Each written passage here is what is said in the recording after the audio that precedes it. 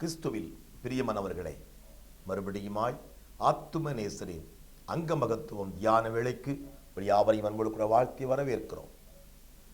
ஏசாயா தீர்க்கிற 53ஆம் அதிகாரத்தில் எழுதியிருக்கிறார், கர்த்தரோ எல்லாருடைய அக்கிரமத்தையும் அவர் மேல் விழப்பண்ணினார் என்று எழுதப்பட்டிருக்கிற வார்த்தையின்படியாய் கர்த்தர் நமக்காகவே சாபமானார், நமக்காகவே பாவமானார். இந்த நாளிலும் ஆத்தும நேசரின் வயிறு என்ற தலைப்பை தியானிக்க இருக்கிறோம். அதற்கு முன்பதாக எல்லாருமாய் அப்படியே முழங்கால் படியிட முடிந்தவர்கள் முழங்கால் படியிட்டு உட்கார்ந்து கண்களை மூடி, நேசிக்கிற நல்ல தகப்பனே, மறுபடியும் நாங்கள் மனதார துதித்து ஸ்தோத்தரித்து மகிமைப்படுத்துகிறோம். எங்கள் ஆண்டவரின் நல்லவராகவே இருக்கிறீரப்பா. உம்முடைய அங்க மகத்துவங்களை குறித்து தியானிக்க ஒவ்வொரு அவயவங்களையும் எனக்காக, எங்களுக்காக, எங்கள் பாவங்கள் தீர மாற உம்மையே ஒப்பு கொடுத்ததை நினைத்து மனதார சந்தோஷப்படுகிறோம். இனி நாங்கள் பாவிகள் அல்ல, இனி நாங்கள் பாவம் செய்வதில் எங்கள் நிச்சயத்தோடு கூட தொடர்ந்து தியானத்தில் நிலைத்திருக்க உதவி செய்யுங்க. கர்த்தர் பேசுங்க. இயேசுவின் நாமத்தில் பிதாவே, ஆமென், ஆமென். ஆத்துமநேசரின் வயிறு, அதற்கு ஆதாரமாய் சொல்லப்பட்டிருக்கிற வேத வார்த்தைகளை நான் வாசிக்கிறேன். முதலாவதாக மத்தேயு சுவிசேஷம் 4ஆம் அதிகாரம் 1-2 வசனங்களின் சுருக்கம். இயேசு பிசாசினால் சோதிக்கப்படுவதற்கு ஆவியானவராலே வனாந்தரத்துக்கு கொண்டு போகப்பட்டார். அவர் இரவும் பகலும் 40 நாள் உபவாசமாய் இருந்த பின்பு அவருக்கு பசி உண்டாயிற்று. இரண்டாவதாக மத்தேயு 21:18 வாசித்து பார்த்தால், காலையிலே அவர் நகரத்துக்கு திரும்பி வருகையில் அவருக்கு பசி உண்டாயிற்று. மூன்றாவதாக மத்தேயு சுவிசேஷம் 11ஆம் அதிகாரத்தில் வாசித்து பார்த்தால், மனுஷகுமாரன் போஜனபானம் பண்ணுகிறவராய் வந்தார். அதற்கு அவர்கள், இதோ போஜன பிரியனும் மதுபான பிரியனுமாகிய மனுஷன், ஆயக்காரருக்கும் பாவிகளுக்கும் சிநேகிதன் என்றார்கள். யோவான் 4ஆம் அதிகாரம் 6, 7, 8ஆம் வசன சுருக்கத்தை வாசிக்கிறேன். இயேசு பிரயாணத்தினால் விளைப்படைந்தவராய் அந்த கிணற்றின் அருகே உட்கார்ந்தார். அப்பொழுது சமாரிய நாட்டாளாகிய ஒரு ஸ்திரீ தண்ணீர் மொள்ள வந்தாள். இயேசு அவளை நோக்கி, தாகத்துக்கு தா என்றார்.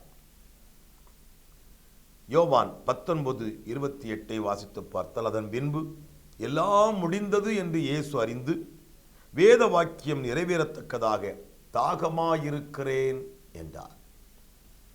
போதனை, பிதாவின் வார்த்தையாகிய குமாரனானவர் பாக்கியவதியான கன்னிமரியாளின் கர்ப்பத்திலே உற்பவித்த போது அவளுடைய தன்மையில் மனுஷ தன்மையை பூரணமாய் தரித்து கொண்டார்.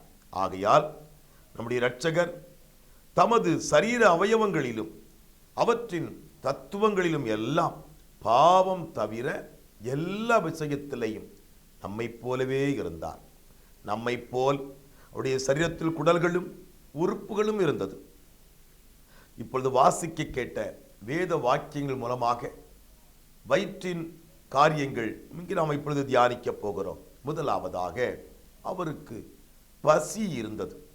நம்முடைய இரட்சகர் 2 தரம் பசியுடையவராய் இருந்தார் என்று நேராய் அறிந்து கொள்ள முடியும். ஒரு தரம் வனாந்தரத்திலே, இன்னொரு தரம் பாடுபட்ட வாரத்திலே.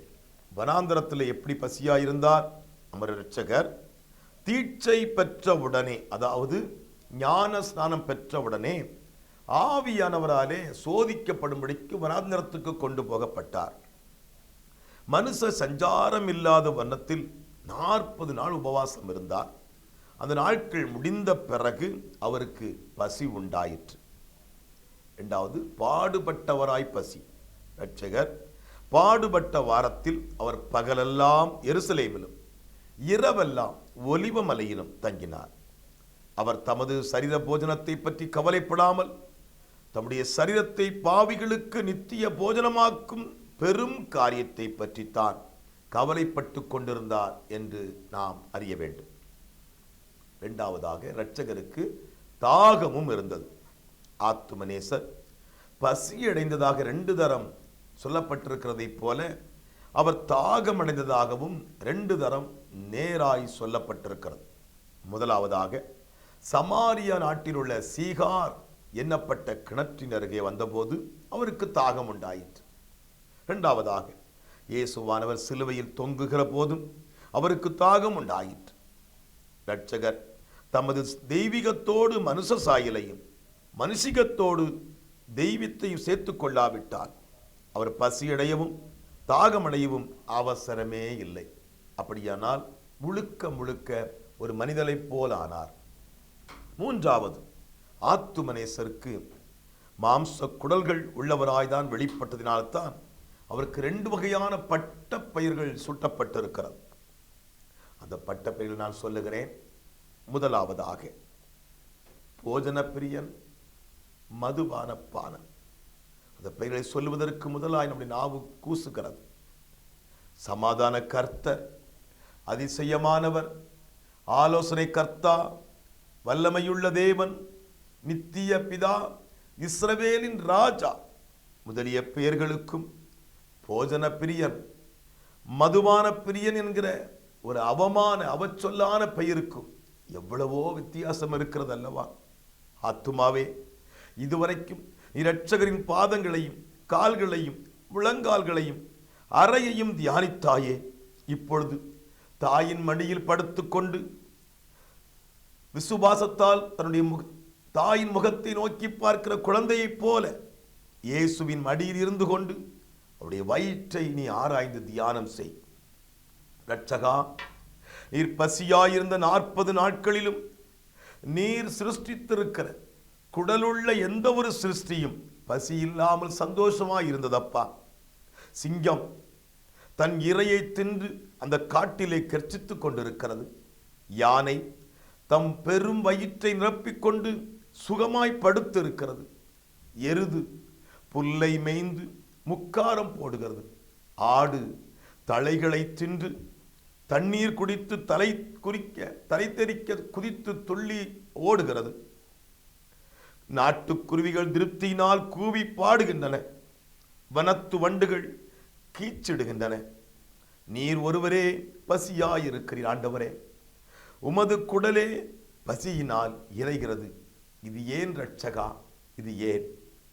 ஓ பாவியே, உன் பசியை ஆற்ற, உன் பசியை மாற்ற.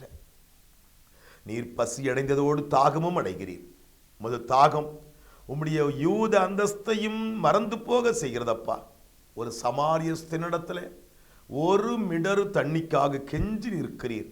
அவளோ உடனே ஜலம் கொண்டு கொடாமல் வாதாடி காலம் போக்கிக் கொண்டிருக்கிறாள். நீரோ அவ்வளவு நேரத்திற்குள்ளாக அவளுடைய உள்ளத்திலே ஜீவ தண்ணீர் ஊற்றை வெட்டிவிட்டபடியினால் அவள் ஆத்தும தாகத்தை தீர்த்து விட்டீர். இதே போல சிலுவையில் தொங்கின போதும் நீர் தாகத்துக்கு கேட்டீர். சிசேராவை கொல்ல நினைத்த ஸ்திரீயானவள் தண்ணீரை கேட்ட வாய்க்கு பாலை அல்லவா கொடுத்தாள். ஆனால் சத்துருக்களோ தாகமாயிருக்கிறேன் என்று நீர் சொன்ன பொழுது கசப்பு கலந்த காடியல்லவோ கொடுத்தார்கள். இது ஏன் இரட்சகா? இது ஏன்? ஓ, உன் தாகத்தை ஆற்ற, உன் தாகத்தை மாற்ற. இரட்சகா, எங்கள் நிமித்தம் பசியடைந்ததும் தாகமடைந்ததும் போதாதா? இழிவான பட்டப்பெயர்களையும் வாங்க வேண்டுமோ? நாங்கள் பிறந்து இத்தனை வருஷங்கள் ஆகிறது. ஒரு காலத்திலும் இப்படி ஒரு பெயரை சொல்லி எங்களை திட்டினது இல்லையே, கூப்பிட்டதும் இல்லையே. நாங்களோ தினந்தோறும் திருப்தியாக சாப்பிடுகிறோம். ஆனாலும் கொஞ்சமாய் சாப்பிடுகிறதாக மற்றவர்கள் சொல்லிக் கொள்கிறார்கள். உமக்கோ போஜன பிரியன், மதுபான பிரியன் அவப்பெயர் அல்லவோ வந்து விட்டது. இவை 2 உமக்கு வர வேண்டுமோ? இரட்சகா, இத்தனை பெயர்களையும் இத்தனை அவமான சொற்களையும் பெற வேண்டியது நான் அல்லவோ? அந்த பெயர்களுக்கு பதிலாக உமக்கு நாங்கள் 2 பெயர் சூட்டப் போகிறோம். உத்தரவு தாரும் ஆண்டவரே, உத்தரவு தாரும். நாங்கள் உமக்கு சூட்டும் பெயர் உபவாச பிரியன், வியாகுல பானன் என்பதுதான். ஆண்டவரே, உம்முடைய 2 இழிவான பெயர்களையும் நாங்கள் ஏற்றுக்கொள்ளுகிறோம். நாங்கள் தானே பாவம் செய்தோம். நீரோ எனக்காக உபவாசம் இருந்தீர், எனக்காக வியாகுலப்பட்டீர். பரவசம். எலியாவை காகத்தால் போஷித்த இரட்சகா, உம்மை போஷிக்க ஒரு காகத்துக்கு உத்தரவு செய்யலாகாதா? 6,00,000 பேருக்கு வனாந்தரத்திலே மன்னாவை கொடுத்த அப்பனே, உம்முடைய ஒரு குடலுக்கு 40 நாளுக்கு அன்னமில்லாமலா போயிற்று? ஜெயம் கொள்ளுகிறவனுக்கு மன்னாவை மறைத்து வைத்து கொடுக்கும் தேவா, நீர் உமக்கென்று கொஞ்சம் மன்னாவை மறைத்துக் கொள்ளலாகாதா? மறைத்து வைத்துக் கொள்ளலாகாதா? என் இரட்சகா, இவ்வளவா ஏன் பாடுகளை அனுபவித்தீர் அனுபவித்தீர் அனுபவித்தீர்? விசுவாச முத்தம்.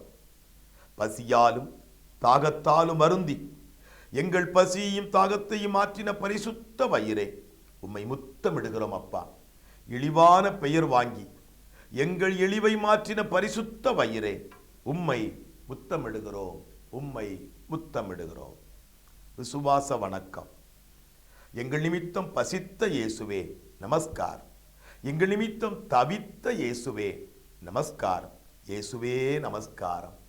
கிறிஸ்துவே நமஸ்காரம். பிரியமானவர்களே, ஆத்துமனேஸ்வருடைய ஒவ்வொரு அங்கங்களையும் குறித்து தியானித்துக் கொண்டிருக்கும் இந்த நாளிலும் வயிற்றை குறித்து தியானித்தோம்.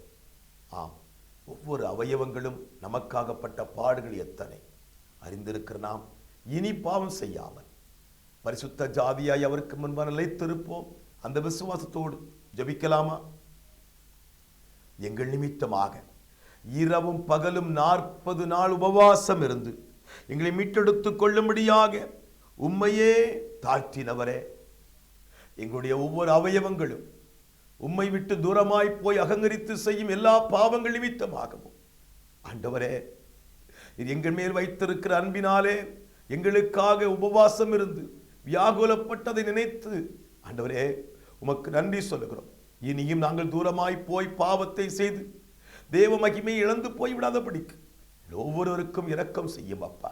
இந்த காலை நேரத்தில் ஆத்தும நேசரின் அங்கமகத்துவங்களை குறித்து தியானிக்கிற நாங்கள் இனி ஆண்டவருடைய பாடுகளுக்கு காரணமாயிருக்கிற எந்த ஒரு பாவத்தையும் செய்யாதபடிக்கு முழுவதுமாய் உங்களுடைய அன்பின் கருணைகளை தந்து ஓட எங்களுக்கும் உதவி செய். பொறுப்பெடுத்துக் கொள்ளுங்க.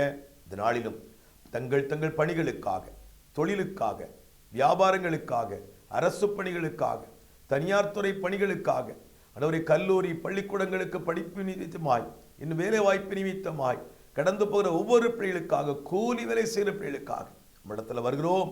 ஒவ்வொரு பிள்ளை கையின் பிரயாசங்களும் கர்த்தர் மேன்மைகளை காண பண்ணுங்க. ஆண்டவரே பலவீனமாய் இருக்கிற பிள்ளையுடைய பலவீனங்கள் மாறட்டும்.